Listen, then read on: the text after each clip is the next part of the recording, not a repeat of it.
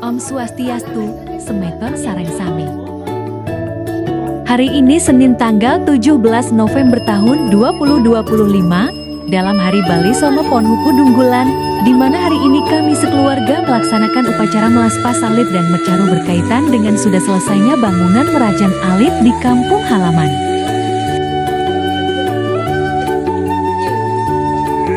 Upacara melaspas adalah upacara adat Hindu di Bali yang bertujuan untuk menyucikan dan membersihkan bangunan baru. Upacara ini dilakukan setelah bangunan selesai dibangun dan melibatkan berbagai persembahan banten serta ritual khusus.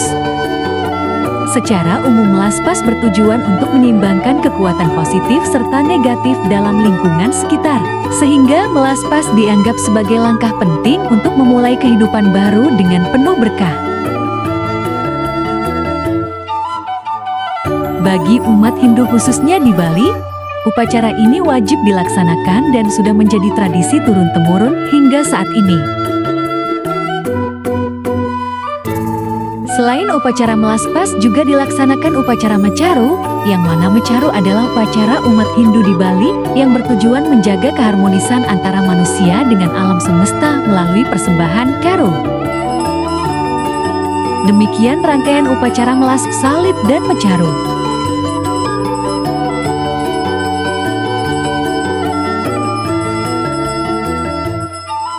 Dumugi Rahayu, Semeton Sareng Sami.